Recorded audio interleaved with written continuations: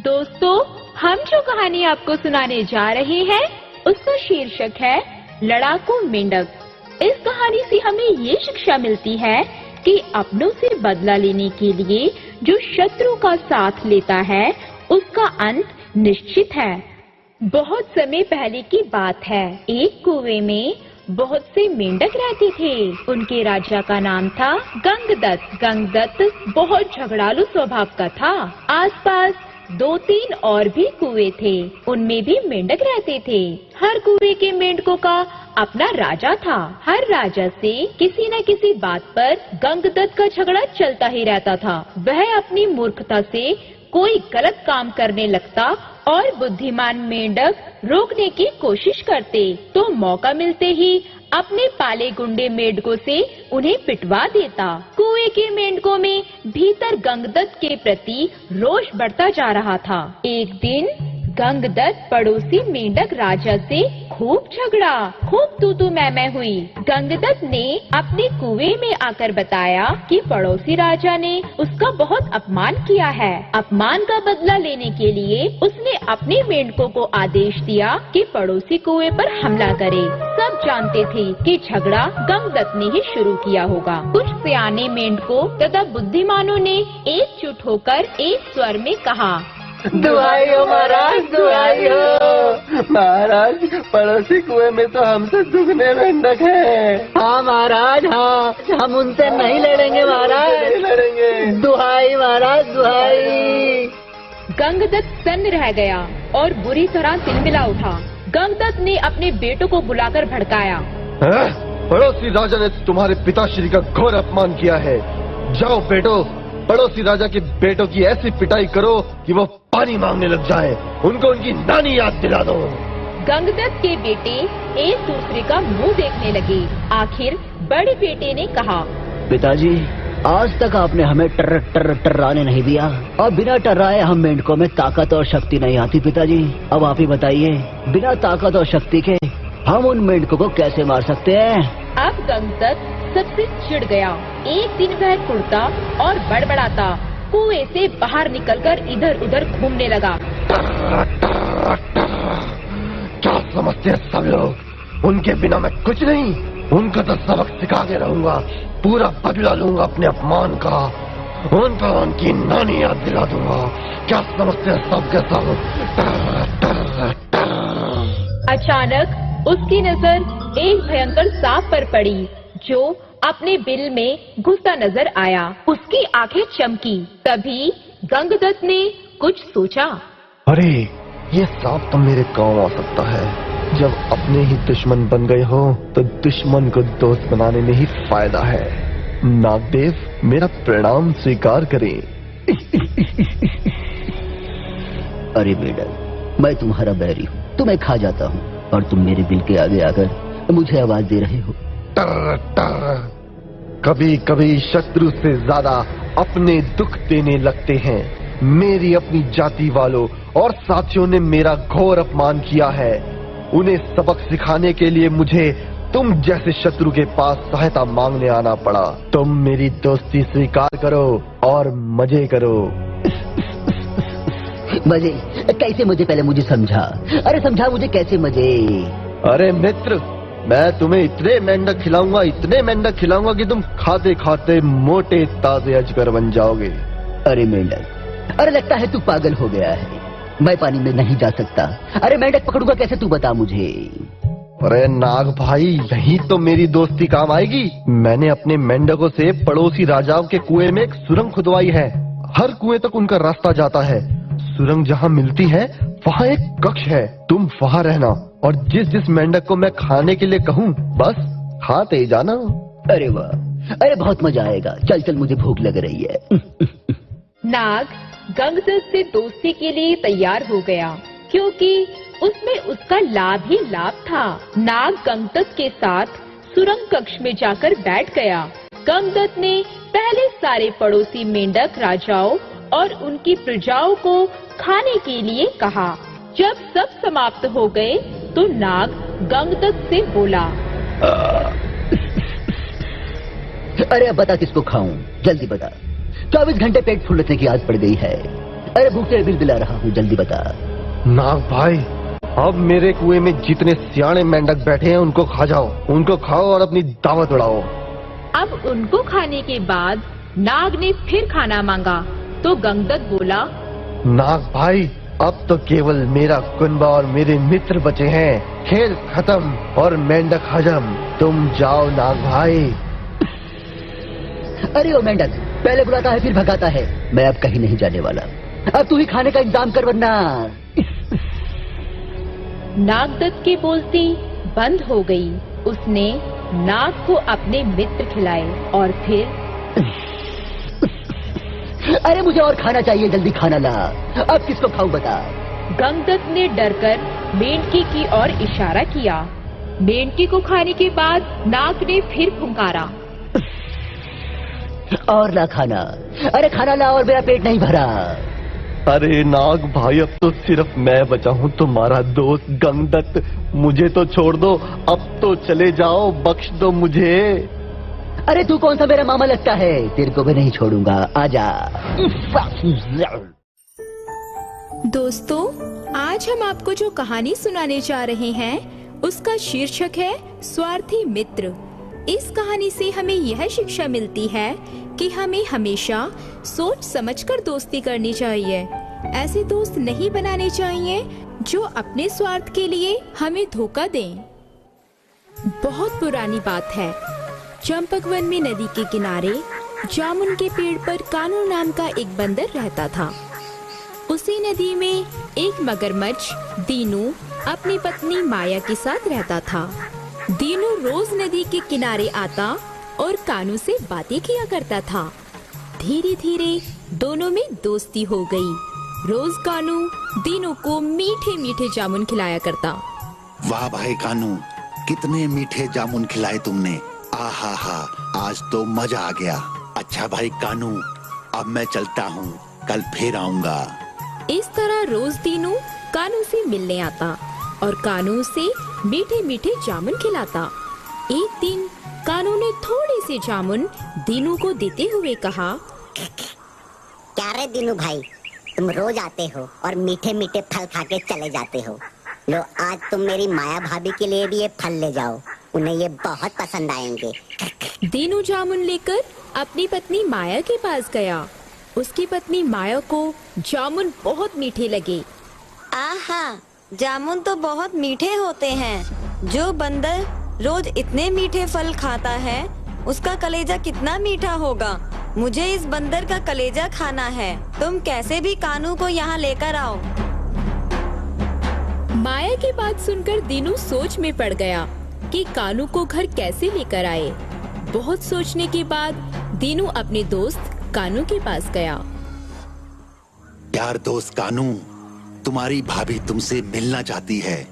उसने तुम्हारे लिए ढेर सारे पकवान बनाए हैं। तुम मेरे साथ मेरे घर चलो। लेकिन दीनू भाई, मुझे तो तैरना ही नहीं आता, मैं तुम्हारे साथ कैसे जाऊंगा? डरो मत मेरे भाई, इसकी चिंता तुम मत करो। मैं तुम्हें अपनी पीठ पर बैठाकर ले चलूंगा। कानू को अपनी पीठ पर बैठाकर दीनू अपने घर की ओर चल पड़ा। जब दोनों बीच नदी में पहुँचे, कुछ सोचकर दीनू ने कानू को सब कुछ बता दिया। कानू, मुझे माफ करना मेरे दोस्त, मैंने तुमसे झूठ बोला था। मैं तुम्हें अपनी पत्नी से मिलाने नहीं ले जा रहा हूँ। मैं तो तुम्हारा कलेजा अपनी पत्नी को खिलाने ले जा रहा हूँ। इतना सुनते ही कानू घबरा गया और बचने का उपाय सोचने लगा। बस इतनी सी बात, ऐसी बात थी तो मुझे पहले बताना चाहिए था। मैं अपना कलेजा भी अपने साथ ले लेता। मेरा कलेजा तो पेड़ पर ही है। चलो वापस चलते हैं, मैं अपना कलेजा भी साथ ले लेता हूँ। ये सुनकर दीनू सोच में पड़ गया और वापस किनारे की ओर चल दिया। किनारे पर पहुँचते ही कानू कूदकर पेड़ पर चढ़ गया। अरे बेवकूफ, कोई अपना कलेजा बाहर निकाल सकता है? दूर हो जा मेरी नजरों से। आज से तेरी मेरी दोस्ती खत्म। मैंने तो तुझे अपना दोस्त समझा था, लेकिन तूने मुझे धोखा दे दिया। तू मेरा दोस्त नहीं हो सकता, चला जा मेरी नजरों से दूर। दोस्तों, पंचतंत्र की इस कहानी से हमें ये शिक्षा मिलती है कि हमें दोस्ती सोच समझकर करनी चाहिए और ऐसे दोस्त बनाने चाहिए जो अपने स्वार्थ के लिए हमें धोखा ना दें।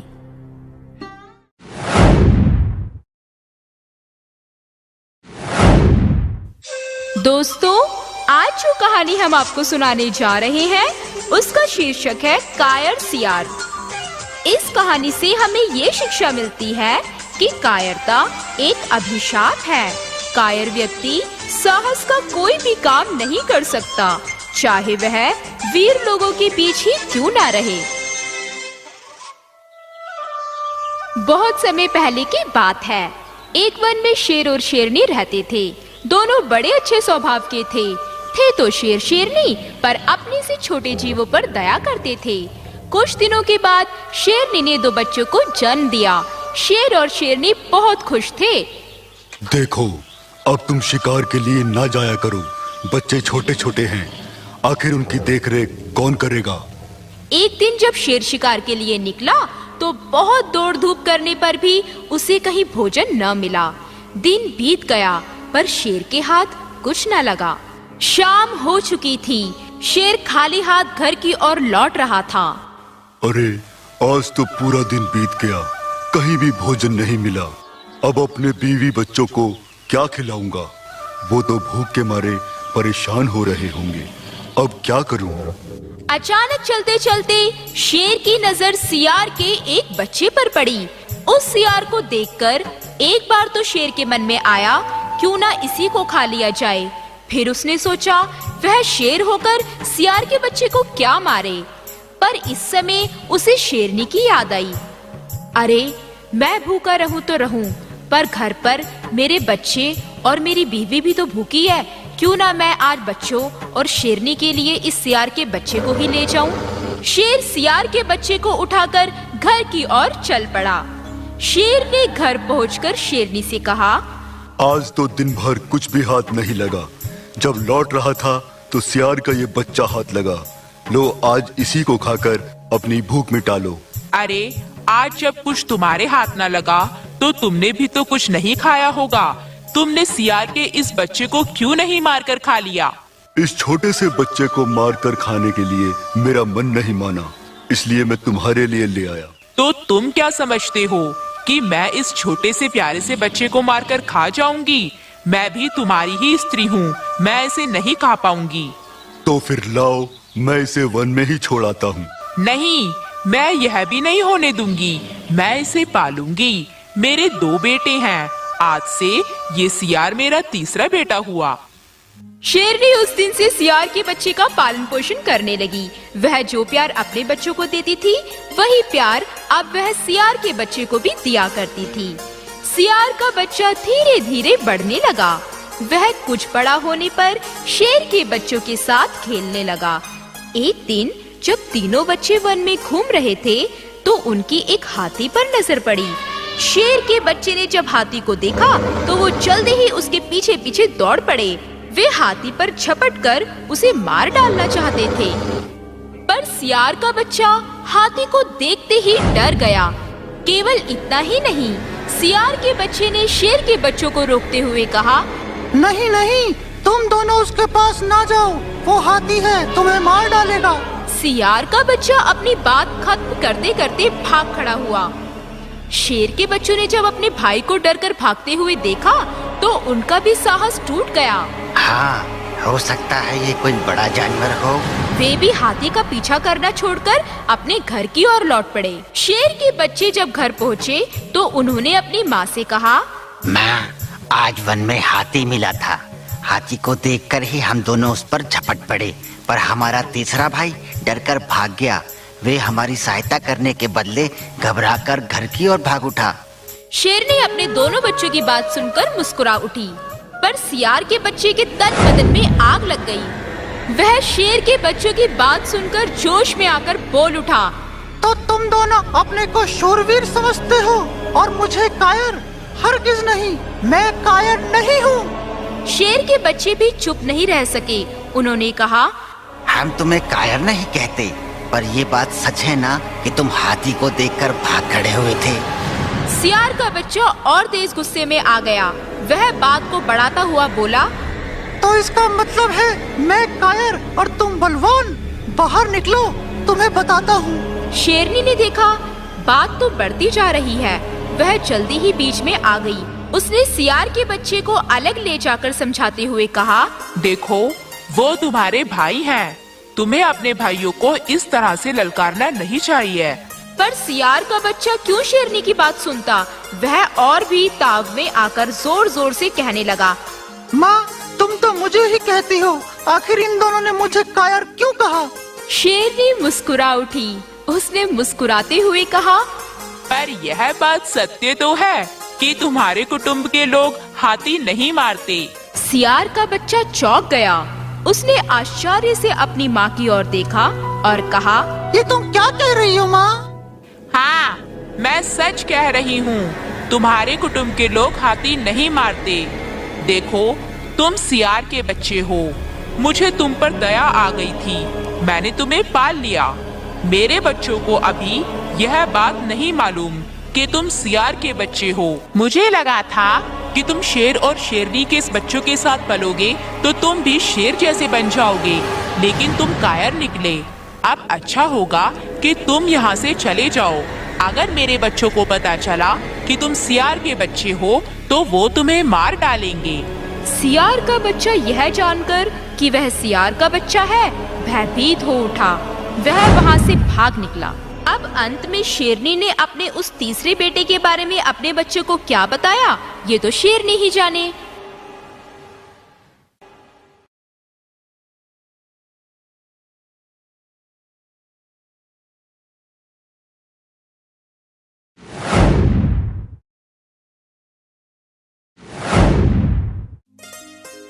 दोस्तों, हम जो आपको कहानी सुनाने जा रहे हैं उसका शीर्षक है एकता की जीत। इस कहानी से हमें ये सीख मिलती है कि जो भी कार्य हम मिलजुल कर करते हैं उस कार्य में हमें अवश्य जीत मिलती है। बहुत समय पहले की बात है। एक घने जंगल में एक शैतान हाथी ने भारी उत्पात मचा रखा था। वो अपनी ताकत के नशे में चूर होने के कारण किसी को कुछ नहीं समझता था। जंगल में ही एक पेड़ पर एक चिड़िया और चिड़े का छोटा सा सुखी संसार था।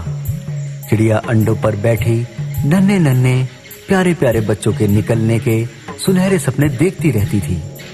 एक दिन क्रूर हाथी गरजता चिंघाड़ता पेड़ों को तोड़ता मरोड़ता उसी ओर आया।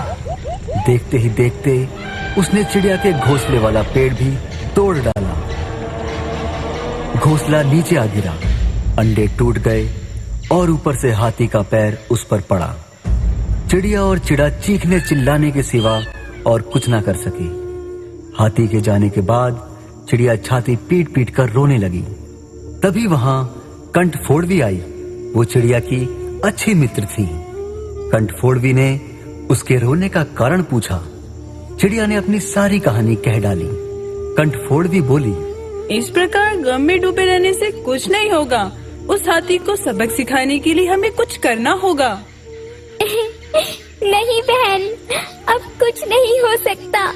हम छोटे मोटे जीव उस बलशाली हाथी से कैसे टक्कर ले सकते हैं? चिड़िया बहन, धैर्य रखो। 1 और 1 11 होते हैं। हम अपनी शक्ति को जोड़ेंगे और उस हाथी को सबक सिखाएंगे। कैसे? मेरा एक मित्र है भवरा, हमें उससे सलाह लेनी चाहिए। फिर चिड़िया और कंठफोड़वी भवरे से मिली। उन्होंने भवरे को सारी बात बताई। ये तो बहुत बुरा हुआ। मेरा एक मित्र है मेंढक, आओ मिलकर उससे सहायता मांगे। अब तीनों उस सरोवर के किनारे पहुँचे जहाँ वो मेंढक रहता था। भवरे ने सारी समस्या मेंढक को बताई। आप लोग धैर्य से यही मेरा इंतजार करें। मैं भी गहरे पानी में बैठकर सोचता हूँ। ऐसा कहकर मेंढक जल में कूद गया। आधे घंटे बाद वो पानी से बाहर आया तो उसकी आंखें चमक रही थीं। वो बोला, टर टर, उस हाथी को नष्ट करने की मेरे दिमाग में एक बड़ी अच्छी योजना आई है, उसमें सभी का योगदान होगा। मेंढक ने जैसे ही अपनी योजना बताई, सभी खुशी से उछल पड़े। योजना सचमुच ही अद्भुत थी। मेंढक ने दोबारा बारी बारी सबको अपना अपना रोल समझाया। कुछ ही दूर पर वो शैतान हाथी तोड़फोड़ मचाकर कोपलों वाली शाखाओं से अपना पेट भरकर मस्ती में खड़ा झूम रहा था। पहला काम भंवरे का था। वो हाथी के कानों के पास जाकर मधुर राग गुनगुनाने लगा। राग सुनकर हाथी मस्त होकर आंखें बंद करके झूमने लगा। तभी कंठ फोवड़ी ने अपना काम कर दिया। वह आई और उसने अपनी सुई जैसी नुकीली चोंच से हाथी की दोनों आंखें फोड़ डाली। हाथी की आंखें फूट गईं। वह तड़पता हुआ अंधा होकर इधर उधर भागने लगा। जैसे जैसे समय बीतता जा रहा था, हाथी का क्रोध बढ़ता जा रहा था। आंखों से नजर न आने के कारण ठोकरों और टकरों से उसका शरीर जख्मी हो गया। जख्म उसे और चिल्लाने पर मजबूर कर रहे थे। तभी चिड़िया मेंढक से बोली, भैया मेंढक, मैं आजीवन तुम्हारी आभारी रहूंगी। तुमने मेरी इतनी सहायता की, उसके लिए धन्यवाद। शुक्रिया अदा करके मुझे शर्मिंदा ना करें। मित्र ही मित्रों के काम आते हैं। एक तो आंखों में जलन और ऊपर से चिल्लाते चिंघाड़ते हाथी का गला सूख गया। उसे तेज प्यास लगने लगी। अब उसे एक ही चीज चाहिए थी, पानी। मेंढक ने अपने बहुत से मेंढक दोस्तों को इकट्ठा कर लिया और उन्हें ले जाकर दूर बहुत बड़े गड्ढे के किनारे बैठकर टर्राने के लिए कहा। सारे मेंढक टर्राने लगे। मेंढक की टर्राहट सुनकर हाथी के कान खड़े हो गए। वो ये जानता था कि मेंढक पानी में रहते हैं। वो उसी ओर चल पड़ा। जैसे ही हाथी गड्ढे के निकट पहुंचा, मेंढकों ने पूरा जोर लगाकर टर्राना शुरू किया। हाथी आगे बढ़ा और विशाल पत्थर की तरह गड्ढे में गिर गया, जहां उसके प्राण पखेरु उड़ते देर न लगी। इस प्रकार उस अहंकार में डूबे हाथी का अंत हुआ।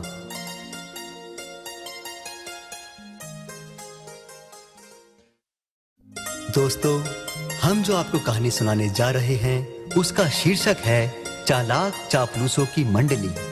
एक जंगल में एक शेर रहता था। उसके 4 सेवक थे, चील, भेड़िया, लोमड़ी और चीता। चील दूर दूर तक उड़कर उसका समाचार लाती।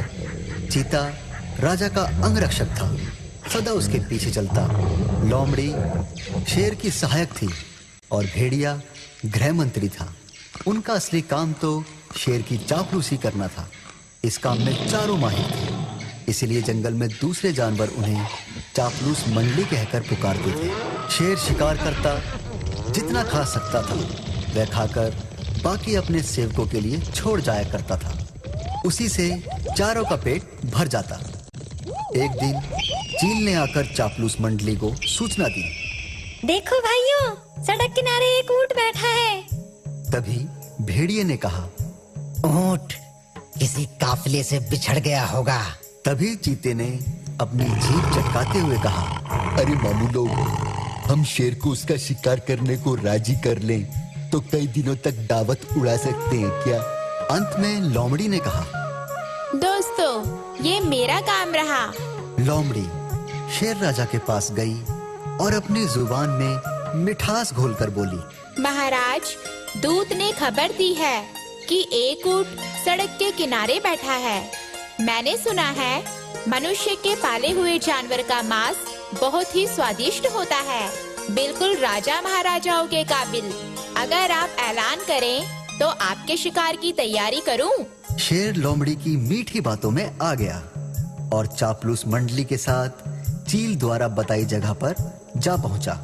वहां एक कमजोर सा ऊंट सड़क किनारे बैठा था। उसकी आंखें पीली पड़ चुकी थी। उसकी हालत देखकर शेर ने पूछा, तो भाई, तुम्हारी ये हालत कैसे हुई?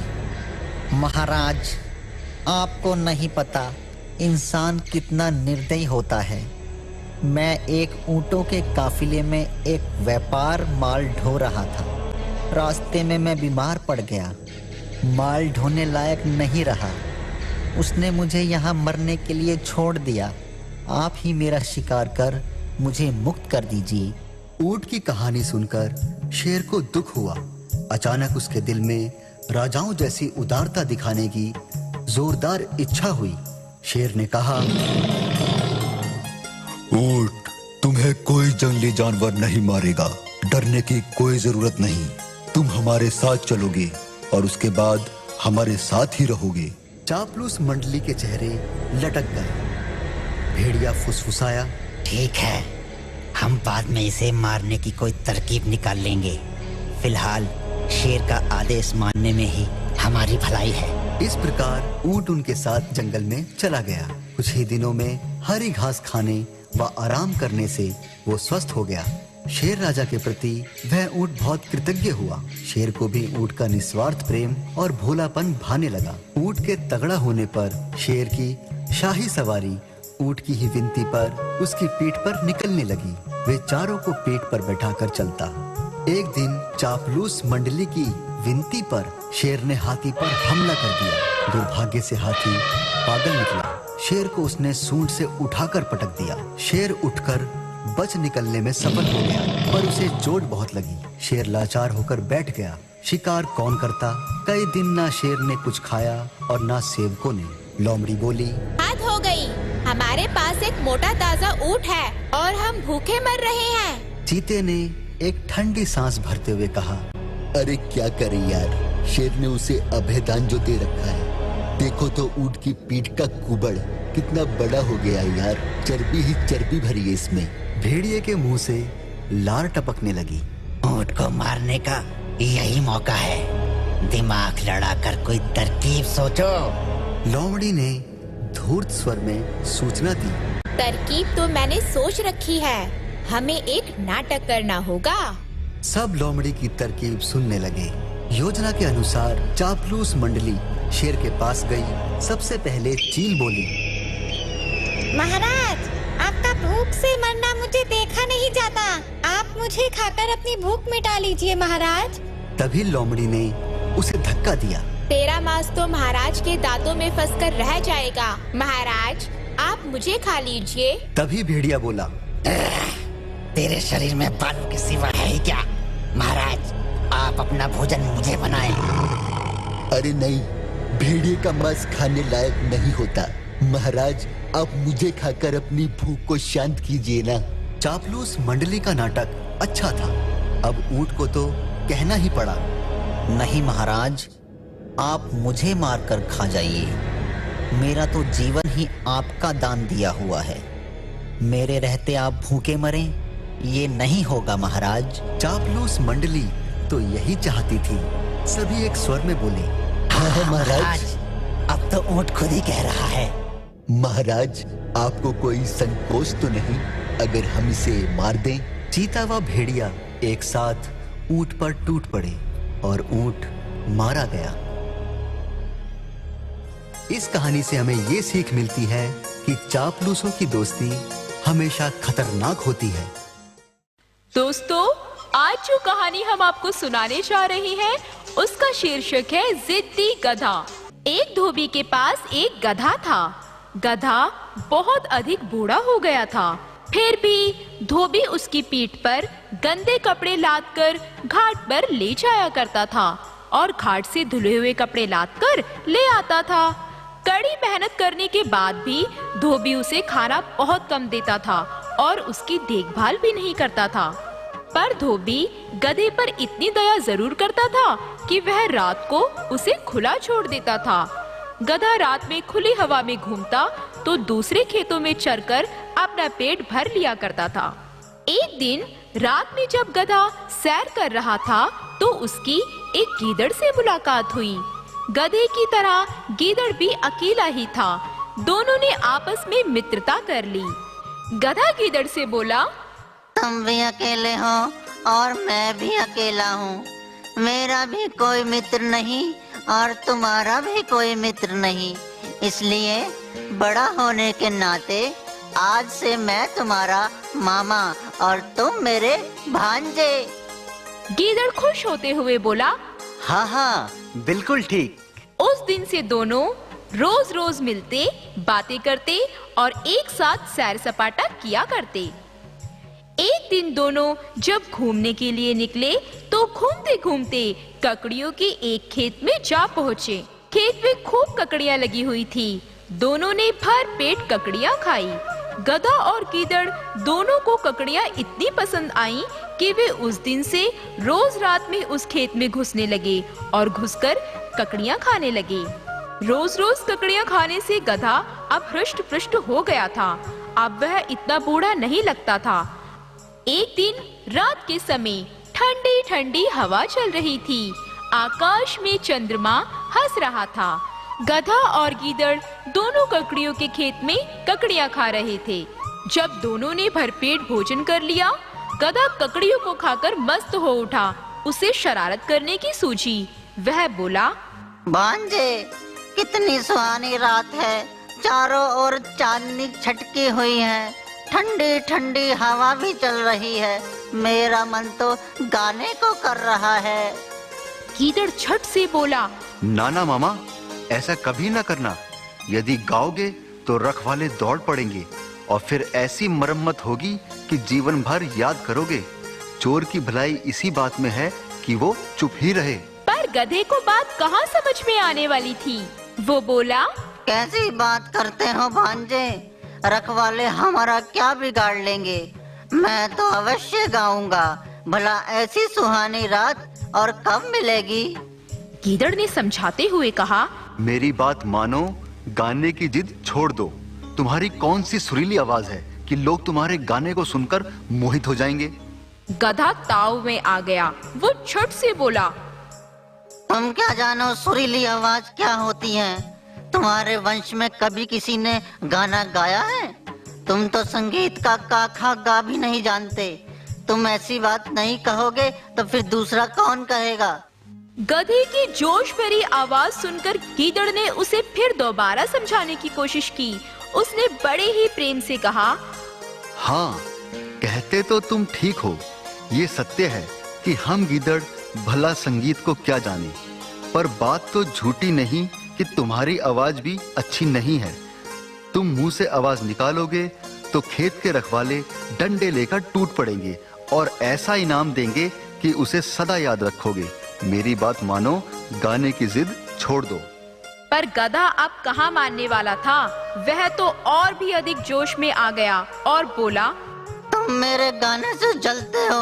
ठहरो, अभी तुम्हें एक गाना गा के सुनाता हूँ। गधे ने अपनी बात समाप्त करते करते रेंगने के लिए अपनी गर्दन उठाई। गीदड़ डरते हुए बोला, जरा रुको मामा, मुझे खेत से बाहर निकलने दो, फिर खूब जी भर के गाना। मैं तुम्हारा बाहर इंतजार करूंगा। गीदड़ खेत के बाहर निकल एक पेड़ के नीचे जाकर खड़ा हो गया। वह पेड़ के नीचे खड़ा होकर गधे की राह देखने लगा। उधर गधे के ऊपर गाने का भूत तो सवार था ही। वह गर्दन ऊपर उठाकर रेंगने लगा, अकड़ बकड़ बम्बे बो 80 90 पूरे 100 में लगा धागा, चोर निकल के भागा। डाचू डाचू डाचू। गधे की आवाज खेत के रखवालों के कानों में गूंज उठी। वे डंडे लेकर दौड़ पड़े। गधा अपनी धुन में अभी रेंगता ही जा रहा था। रखवालों ने उसके पास पहुंचकर उस पर डंडे बरसाने शुरू कर दिए। उन्होंने थोड़ी ही देर में उस पर इतने डंडे बरसाए कि वो धरती पर गिर पड़ा। गधा जब मार खाते खाते गिर पड़ा तो रखवाले उसके गले में एक बहुत बड़ी डबली बांधकर चले गए। गधा कुछ देर तक तो बेहोश धरती पर पड़ा रहा। कुछ देर बाद जब इसे होश आया तो वो लंगड़ी टांग से डबली को घसीटता हुआ खेत से बाहर निकला। खेत के बाहर पेड़ के नीचे गीदड़ खड़ा होकर उसकी राह देख रहा था। जैसे ही उसने गधे को घसीटते लंगड़ते हुए आते हुए देखा और उसके गले में डबली देखी तो वो हंसता हुआ बोला, बधाई हो मामा, खेत के रखवालों ने तुम्हारे गाने पर खुश होकर तुमको ये एक डपली दी है। गधे की गर्दन लज्जा से झुक गई। उसने आंखें नीची करके जवाब दिया, अब और लज्जित ना करो भांजे। तुम्हारी अच्छी सलाह न मानने का यही फल है जो ऐसा दिन देखने को मिला।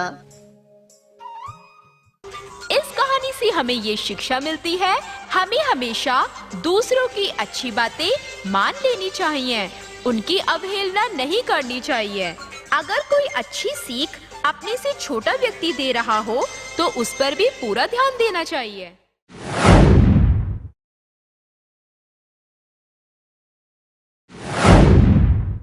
दोस्तों, हम जो आपको कहानी सुनाने जा रहे हैं उसका शीर्षक है साहसी की जीत। इस कहानी से हमें ये शिक्षा मिलती है कि हमें मुसीबत आने पर अपने साहस से काम लेना चाहिए और अपना धैर्य नहीं खोना चाहिए।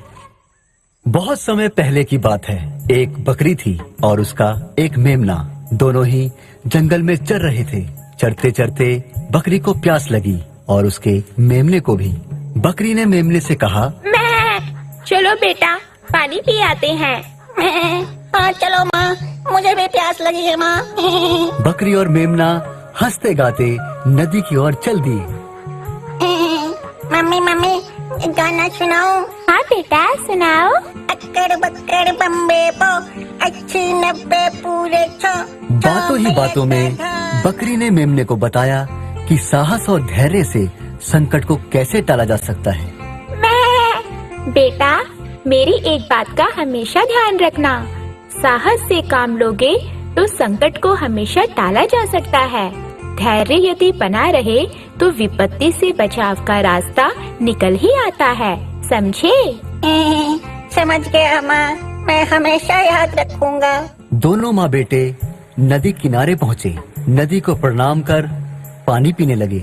तभी नदी ने उनसे कहा, बकरी बहन, भेड़िया आने ही वाला है, जल्दी पानी पीकर अपने घर लौट जाओ। ये सुनकर मेमना नदी से बोला, भेड़िया गंदा है, वो मुझ जैसे छोटे जीव पर रौब झाड़ता है, उन्हें मारकर खा जाता है। वो घमंडी भी है। तुम उसे अपने पास क्यों आने देती हो? पानी पीने से मना क्यों नहीं कर देती? मैं जानती हूँ बेटा, भेड़िया गंदा है। अपने से छोटे जीवों को सताने की उसकी आदत मुझे जरा भी पसंद नहीं है, पर क्या करूं? वे जब भी मेरे पास आता है प्यासा होता है। प्यास बुझाना मेरा धर्म है बेटा, मैं उसे मना नहीं कर सकती। बकरी और मेमने को बहुत जोरों की प्यास लगी थी। दोनों नदी की ओर झुके और पानी पीने लगे।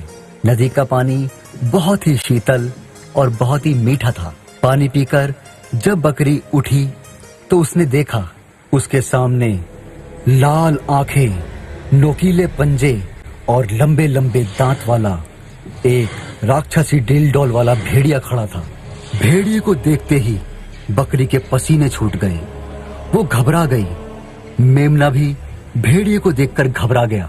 थोड़ी देर तक दोनों सन्न रह गए, जैसे उनकी सांसें रुक गई हों। उन्हें देखकर भेड़िया बोला, अरे वाह, आज तो ठंडे जल के साथ गर्मा गर्म भोजन भी है।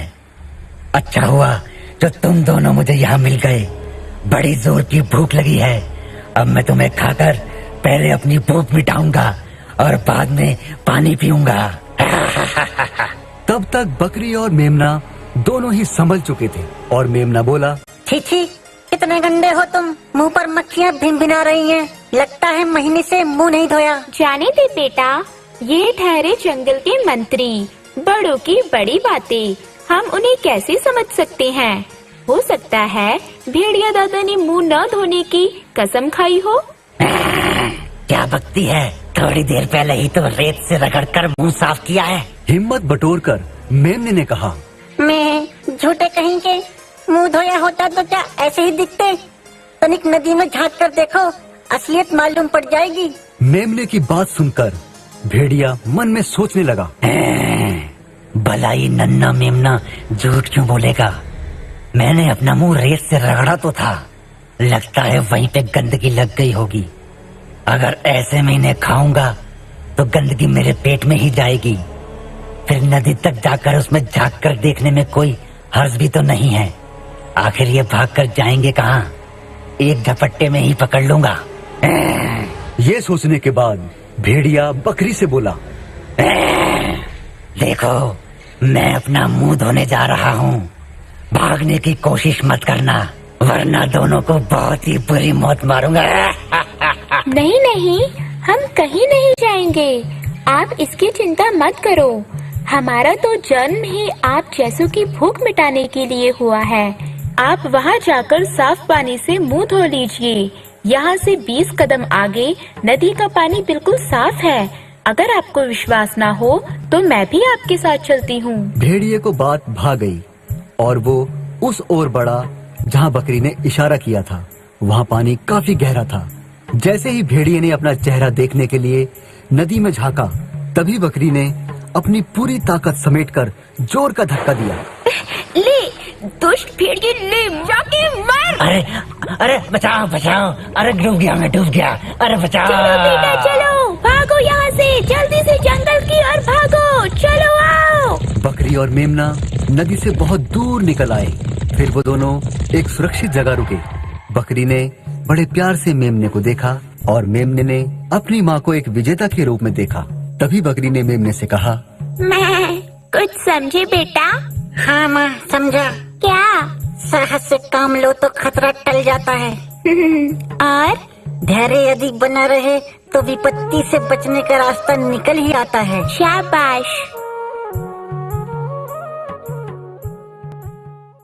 दोस्तों, आज जो कहानी हम आपको सुनाने जा रहे हैं उसका शीर्षक है खरगोश की चतुराई। इस कहानी से हमें ये शिक्षा मिलती है कि क्रोध मानव का बहुत बड़ा शत्रु होता है। यह मानव को पागल बनाकर अपने भले बुरे की पहचान से भी वंचित कर देता है। अतः हमें क्रोध कभी नहीं करना चाहिए। बहुत समय पहले की बात है। एक बहुत बड़ा वन था। उसमें एक बहुत बड़ा शेर रहा करता था। उसके अत्याचार से वन के सारे जानवर बहुत परेशान रहते थे। शेर रोज शिकार पर जाया करता और जो भी जानवर उसके सामने आता वो उसे मारकर खा जाता। इस तरह वन के सारे जानवर धीरे धीरे खत्म होते जा रहे थे। एक दिन वन के सभी जानवर इकट्ठे हुए और सोचने लगे कि शेर के इस आतंक से कैसे बचा जा सकता है। बहुत सोच विचार करने के बाद जब हल ना निकला तो उन्होंने सोचा क्यों न शेर के पास स्वयं जाकर इसका निर्णय लिया जाए कि इस आतंक से कैसे बचा जा सकता है। शेर ने जब जानवरों को अपने पास आते हुए देखा तो वो खुशी से बोला, अरे वाह, आज तो मेहनत करने की जरूरत ही नहीं है। आज तो सारे जानवर खुद ही मेरे पास आ गए। अब इन्हें मजे से खाऊंगा। जानवरों के नेता ने निवेदन किया, वनराज, आप वन के राजा हैं। वन में रहने वाले हम सभी छोटे छोटे जानवर आपकी प्रजा हैं। हम आपकी सेवा में अपना निवेदन लेकर आए हैं। कृपा करके उसे सुने। आप प्रतिदिन शिकार के लिए निकलते हैं तो बेचारे बहुत से जानवर मारे जाते हैं। कुछ ऐसे जानवर हैं जो आपको देखकर ही प्राण छोड़ देते हैं। यदि इसी प्रकार जानवर मरते रहे तो कुछ दिनों में वन में एक भी जानवर ना रहेगा। जब आपकी प्रजा ही ना रहेगी तो फिर आपका हुक्म किस पर चलेगा? कौन आपको राजा मानकर आपकी जय जयकार करेगा? हम चाहते हैं कि आपकी जय जयकार होती रहे, आप राजा बने रहें।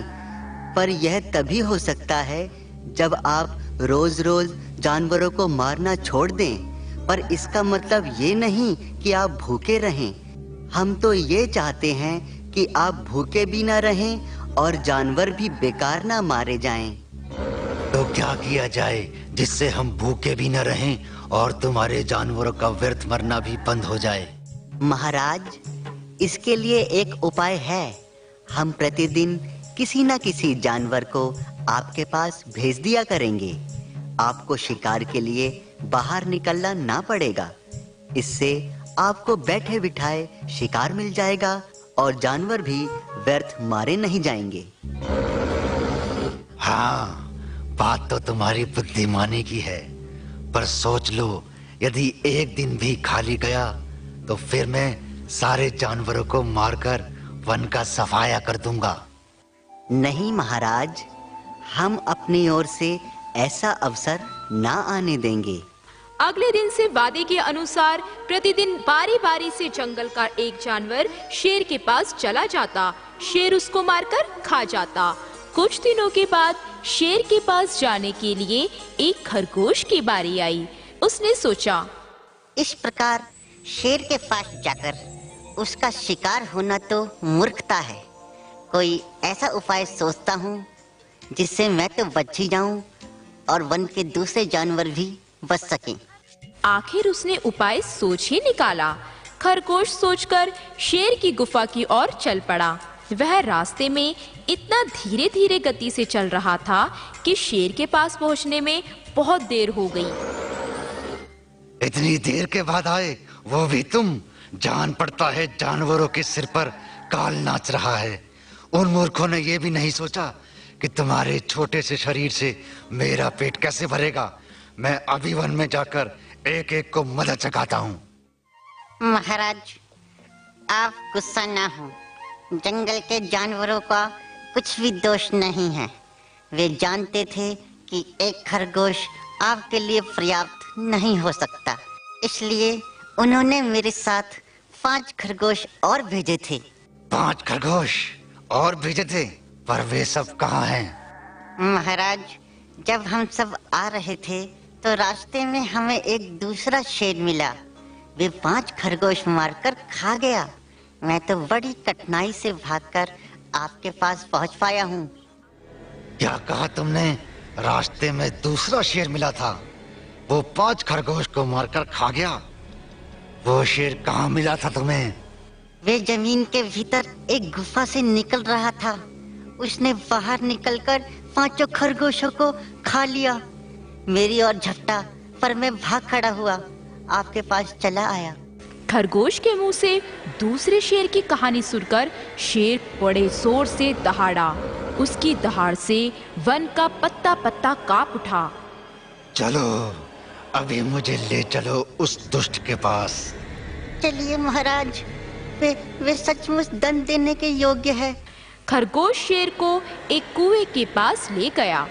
उसने कुएं की ओर इशारा करते हुए शेर से कहा, श्रीमान, वो शेर इसी किले में छिपकर बैठा हुआ है।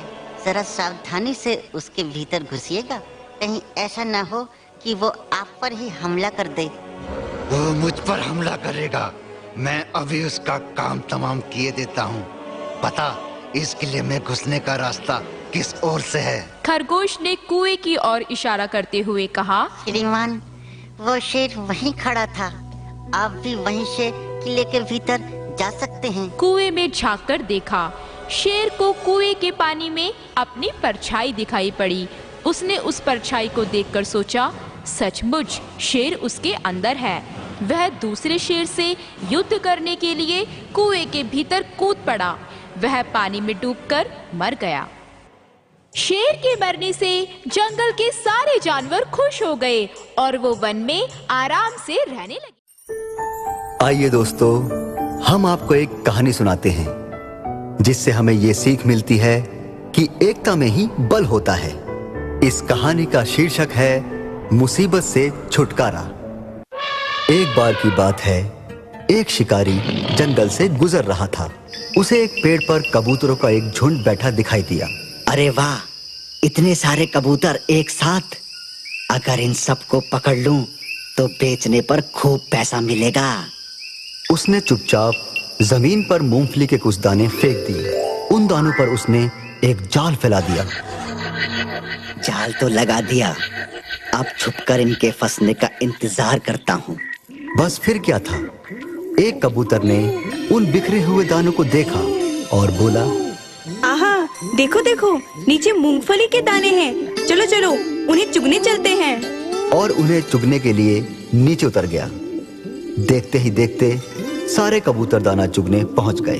आहा, क्या स्वादिष्ट दाने हैं। हाँ हाँ, खाने में बड़ा मजा आ रहा है।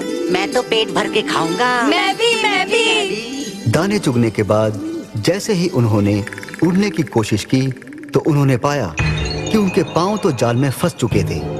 वे घबरा गए। अरे ये क्या हुआ, मेरे तो पैर फंस गए। अरे मेरे भी। मैं भी नहीं निकल पा रहा हूँ। ये किसी शिकारी की चाल है। हाँ हाँ, लगता है किसी ने दाना डाल के हमें अपने जाल में फंसा लिया। और मदद के लिए पुकारने लगे। बचाओ बचाओ, कोई हमारी मदद करो। अचानक एक कबूतर ने कुछ सोचा और बोला, सब शांत हो जाओ, मैंने बचने का एक उपाय सोचा है। जैसा मैं कहूँ सभी वैसा करना। जब मैं 3 तक गिनती गिनूं, सारे मेरे साथ उड़ना शुरू कर देना। कबूतरों को ये तो समझ नहीं आ रहा था कि उससे क्या होने वाला है, परंतु सभी ने हामी भर दी। और उधर पेड़ के पीछे छुपा शिकारी खुश होकर हंसने लगा और जाल की ओर बढ़ने लगा। अरे वाह, इतने सारे कबूतर मेरे जाल में फंस गए, आज तो मजा आ गया। जैसे ही शिकारी जाल के नजदीक आया, तभी चतुर कबूतर बोला, 1 2 3 चलो उड़ो। सभी ने इकट्ठे जोर लगाया और शिकारी के जाल समेत उड़ने लगे। शिकारी हक्का बक्का रह गया। अरे अरे अरे, मेरा जाल कहाँ ले जा रहे हो? अरे अरे मेरा जाल, अरे अरे। शिकारी के हाथ से कबूतर ही नहीं छूटे, बल्कि उसका जाल भी जाता रहा। दूर कहीं कबूतर नीचे उतरे। उनके मददगार चूहे ने अपने तीखे दांतों से सारे जाल को काट दिया और सारे कबूतर आजाद हो गए। कबूतरों को उनकी आजादी एकता के कारण ही मिल सकी। इसलिए दोस्तों, यह कहा जाता है कि एकता में बल है। दोस्तों, आज जो कहानी हम आपको सुनाने जा रहे हैं उसका शीर्षक है बिल्ली की दुष्टता। इस कहानी से हमें ये शिक्षा मिलती है कि दुष्ट प्राणी अपनी दुष्टता कभी नहीं छोड़ता। वह जब भी सज्जनता का ढोंग करता है, इसके पीछे उसका कुछ न कुछ स्वार्थ छुपा होता है। बहुत समय पहले की बात है। एक वन में पीपल का एक बहुत बड़ा पेड़ था। उस पेड़ के नीचे एक कोटर था जिसमें एक तीतर अपना घोंसला बनाकर रहता था। पीपल के आसपास और भी बहुत से छोटे छोटे पशु पक्षी रहते थे। एक दिन तीतर भोजन की खोज में बाहर निकला। जब वह उड़कर कुछ दूर गया तो उसकी एक खेत पर नजर पड़ी। वह धान का खेत था। तीतर बोला, अरे वाह, आज तो मजे आ गए, मेरा मनपसंद भोजन मुझे मिल गया। अब बड़े मजे से भरपेट इस धान के खेत में भोजन करूंगा। वो धान खाने में इतना व्यस्त हो गया कि उसे घर जाने की सुध न रही। कई दिन बीत गए पर तीतर धान खाने में ही व्यस्त रहा। तीतर इधर धान खाने में व्यस्त था और उधर पीपल के पेड़ के नीचे कहीं घूमता घामता एक खरगोश आ पहुंचा। उस खरगोश का अपना कोई घर न था। वह कई दिनों से कहीं अपना घर बनाने के लिए इधर उधर घूम रहा था। खरगोश ने जब पीपल के पेड़ के नीचे एक घोंसला देखा तो उसने सोचा, क्यों ना इसी को ही अपना घर बना लूं। बस फिर क्या था, खरगोश तीतर के घर में ही रहने लगा और उसे अपना घर समझने लगा। 6-7 दिनों के बाद तीतर को अपने घर की याद आई। वह धान का खेत छोड़कर उड़ पड़ा, अपने घर पहुंच गया। घर पहुंचते ही उसने देखा कि उसके घर में खरगोश अड्डा जमाई बैठा है। तीतर गुस्से से बोला, तुम मेरे घर में घुसकर क्या कर रहे हो? चलो हटो यहाँ से, ये मेरा घर है। तुम्हारा दिमाग तो खराब नहीं है? तुम मेरे घर को अपना घर बता रहे हो? कई दिनों से मैं यहाँ रहता हूँ, ये तुम्हारा नहीं मेरा घर है। तुम्हारा दिमाग तो खराब नहीं है, ये मेरा घर है। 2-4 दिन से नहीं, मैं वर्षों से यहाँ पर रह रहा हूँ। मैंने इसे अपने हाथों से संवारा है। विश्वास ना हो तो पड़ोसियों से पूछ लो। मैं क्यों जाऊँ पड़ोसियों से पूछने? खाली मकान में जो रहता है मकान उसी का हो जाता है। तुम्हें मेरी बात पे विश्वास नहीं तो तुम ही जाकर पूछ लो ना। तीतर और खरगोश की तू-तू मैं सुनकर दूसरे पशु पक्षी भी आ गए और वो उन दोनों के झगड़े को शांत करने की कोशिश करने लगे। अरे भाई, इस प्रकार तू मैं करने से क्या लाभ? जाओ किसी पंच के सामने अपना मामला रखकर उसका निर्णय ले लो। पड़ोसियों की बात तीतर और खरगोश को पसंद आ गई। दोनों किसी ऐसे पंच की तलाश करने लगे जिसके सामने वे अपने मामले को रखकर उसका निर्णय ले सकें। तीतर और खरगोश का मामला बड़ा मुश्किल था। उस मुश्किल मामले को कोई सुयोग्य और चतुर पंछी निपटा सकता था। दोनों पंच को ढूंढते ढूंढते गंगा के तट पर पहुँचे। गंगा तट पर पहले से ही एक बिल्ला बैठा था। वह माथे में तिलक लगाए और हाथ में एक माला लिए हुए था। दोनों ने जब बिल्ले को देखा तो खरगोश बोला, अरे ये तो बहुत ही भयानक बिल्ला है, ये तो हमें खा जाएगा। वह खरगोश और तीतर को देखकर दोनों पैरों के बल खड़ा हो गया और दोनों आंखें बंद करके हाथ में राम नाम जपने लगा। बिल्ले की भक्ति और पूजा पाठ को जब तीतर और खरगोश ने देखा तो दोनों ही उस पर मोहित हो गए। उन्होंने सोचा, इस बिल्ले से बढ़कर धर्मात्मा शायद कोई दूसरा नहीं। अच्छा होगा अगर हम इसी को अपना पंच बना लें। खरगोश बोल उठा, हाँ, मेरी राय में इस बिल्ले को ही पंच बनाना चाहिए। ये मुझे धर्मात्मा दिखाई देता है। हाँ, कहते तो तुम ठीक हो, पर ये ना भूलो ये हम दोनों का पुराना शत्रु है। जो कुछ भी किया जाए सोच समझ कर ही। दोनों ने आपस में सलाह करने का निश्चय कर लिया कि वे बिल्ले को ही अपना पंच बनाएंगे। कुछ देर के बाद बिल्ले ने जब अपनी आंखें खोली, दोनों बिल्ले के कुछ पास जा पहुँचे। स्वामी, मेरे और खरगोश के बीच एक बहुत मुश्किल मामला उठ खड़ा हुआ है। हम चाहते हैं आप उसका निर्णय लें और जिसकी गलती हो उसे दंड भी दें। नहीं नहीं, ये तुम क्या कह रहे हो? किसी को दुख देना अपना काम नहीं। मैं तो दया और प्रेम को छोड़कर और कुछ नहीं जानता। जब तुम दोनों ने मुझे पंच बना ही लिया है तो बारी बारी बताओ तुम्हारा क्या मामला है। महाराज, कुछ दिनों के लिए मैं अपने घर से बाहर गया था। वापस आकर देखा तो खरगोश मेरे घर में घुसा बैठा था और अब ये बाहर भी नहीं निकलता। तीतर की बात खत्म होने पर बिल्ले ने खरगोश की ओर देखा। खरगोश बोल उठा, नहीं स्वामी, जब मैं आया तो घर बिल्कुल खाली पड़ा था और मैं उसमें रहने लगा। ये घर मेरा है। बूढ़े होने के कारण मैं तुम्हारी बात सुन नहीं पा रहा हूँ, इसलिए मेरे पास आओ और अपनी बात फिर से बताओ। तीतर और खरगोश दोनों को अब बिल्ले पर विश्वास हो चुका था। दोनों सचमुच ही उसे धर्मात्मा समझने लगे। दोनों बिना किसी झिझक के बिल्ले के पास पहुँचे, पर जैसे ही दोनों बिल्ले के पास पहुँचे, बिल्ले ने झपट कर दोनों को अपने मुंह में ले लिया और उसने देखते ही देखते दोनों का काम तमाम कर डाला। इस कहानी से हमें ये शिक्षा मिलती है कि दुष्ट प्राणी अपनी दुष्टता कभी नहीं छोड़ता। वह जब भी सज्जनता का ढोंग करता है, इसके पीछे उसका कुछ न कुछ स्वार्थ छुपा होता है। दोस्तों, हम जो कहानी आपको सुनाने जा रहे हैं उसका शीर्षक है विश्वासघाती भेड़िया। एक समय की बात है। एक वन में मोती नाम का एक बलशाली हाथी रहता था। शरीर और शक्ति में सबसे बड़ा होने के कारण वन में उसका बहुत रौब था। उसे देखकर सारे बाकी पशु प्राणी उससे दूर ही रहते थे। जब भी टीनू भूखा होता तो अपनी सूंड से पेड़ की टहनी आराम से तोड़ता और पत्ते मजे से खाता। तालाब के पास जाकर पानी पीता और पानी में बैठा रहता। एक तरह से वह उस वन का राजा ही था। कहे बिना सब पर उसका रौब था। वैसे वह किसी को परेशान नहीं करता था, न किसी के काम में दखल देता था। फिर भी कुछ जानवर उससे जलते थे। जंगल के भेड़ियों को यह बात बिल्कुल अच्छी नहीं लगती थी। उन सब ने मिलकर सोचा, किसी तरह इस हाथी को सबक सिखाना चाहिए और इसे अपने रास्ते से हटा देना चाहिए। उसका इतना बड़ा शरीर है, उसे मारकर उसका मांस भी हम काफी दिनों तक खा सकते हैं, लेकिन इतने बड़े हाथी को मारना कोई बच्चों का खेल नहीं।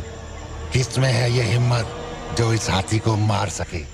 उनमें से एक भेड़िया अपनी गर्दन ऊंची करके कहने लगा, उससे लड़ाई करके तो मैं उसे मार नहीं सकता, लेकिन अपनी चालाकी से मैं उसे मारने में जरूर कामयाब हो जाऊंगा। जब यह बात बाकी भेड़ियों ने सुनी तो सब खुश हो गए और सबने उसे अपनी करामत दिखाने की इजाजत दे दी। चतुर भेड़िया मोती हाथी के पास गया और उसे प्रणाम किया। प्रणाम हाथी महाराज, आप अपनी कृपा हम पे सदा बनाए रखिए। प्रणाम। कौन हो भाई तुम? कहाँ से आए हो? मैं तो तुम्हें नहीं जानता, मेरे पास किस काम से आए हो? क्षमा चाहता हूँ महाराज, मैं एक भेड़िया हूँ। मुझे जंगल के सारे प्राणियों ने आपके पास भेजा है। जंगल का राजा ही सबकी देखभाल करता है, उसी से जंगल की शान होती है। लेकिन अफसोस की बात यह है कि अपने जंगल में कोई राजा ही नहीं। हम सब ने मिलकर सोचा कि आप जैसे बलवान को ही जंगल का राजा बनाना चाहिए, इसलिए राजाभिषेक का मुहूर्त हमने निकाला है। यदि आपको कोई आपत्ति ना हो, आप मेरे साथ चल सकते हैं और हमारे जंगल के राजा बन सकते हैं। अरे वाह, अभी थोड़ी देर पहले तो मैं कुछ भी नहीं था और एकदम से मैं राजा बन जाऊंगा, बड़ा मजा आएगा। हाँ हाँ भेड़िए भैया, ये तो बहुत अच्छी बात है। सभी लोग मेरी बात मानेंगे, मेरा मान सम्मान बढ़ेगा। हाँ हाँ, मैं राजा बनने के लिए तैयार हूँ। हाँ तो चलो महाराज, राज तिलक का वक्त निकला जा रहा है, सब आपकी प्रतीक्षा कर रहे हैं। भेड़िया जोर जोर से भागने लगा और उसके पीछे मोती हाथी भी। बीच में एक तालाब आया। उस तालाब में ऊपर ऊपर तो पानी था, लेकिन नीचे काफी दलदल थी। भेड़िया छोटा होने के कारण जल्दी से तैरकर तालाब को पार कर गया और पीछे मुड़कर देखा कि मोती हाथी कहाँ तक पहुँचा। मोती अपना भारी शरीर लेकर जैसे ही तालाब में जाने लगा तो दलदल में फंसता ही चला गया। निकल न पाने के कारण उसने भेड़िए को आवाज लगाई। अरे अरे, ये क्या हो रहा है? यहाँ तो दलदल है। ये दोस्त मेरी मदद करो, मैं तो फंसता जा रहा हूँ इस दलदल में। ये दोस्त मेरी मदद करो, अगर तुमने मेरी मदद नहीं की मैं तो धंस जाऊंगा, मर जाऊंगा। भेड़िया भाई मेरी मदद करो, बचाओ मुझे, बचाओ, मर जाऊंगा। लेकिन भेड़िए का जवाब तो बिल्कुल अलग ही आया। अरे मूर्ख हाथी, तूने मुझ जैसे भेड़िए पर यकीन कैसे कर लिया? कम से कम मुझ पर विश्वास करने से पहले एक बार सोच तो लिया होता। भला तुझे बनकर राजा बनाने में मेरा क्या फायदा? मैंने तुझसे झूठ बोला था, अब भुगतो। ये कहकर भेड़िया खुशी से अपने साथियों को ये खुशखबरी देने के लिए चला गया। अरे अब मैं क्या करूं? मुझे इस दुष्ट भेड़िए की बातों में इतनी जल्दी विश्वास नहीं करना चाहिए था। अब क्या होगा? कोई मुझे बचाओ, बचाओ, इसने मुझे फंसा दिया। हाथी की आवाज सुनकर वन के दूसरे जानवर भी वहाँ इकट्ठे हो गए। सब ने मिलकर मोती हाथी की मदद की और उसे दलदल से बाहर निकाल दिया। जान बचने के बाद मोती ने सभी को धन्यवाद दिया और मन ही मन निश्चय किया कि बिना सोचे समझे अब वो किसी की बातों पर जल्दी से विश्वास नहीं करेगा। इस कहानी से हमें ये शिक्षा मिलती है कि हमें बिना सोचे समझे किसी की बातों पर इतनी जल्दी विश्वास नहीं करना चाहिए और हमेशा अपनी सूझबूझ से काम लेना चाहिए।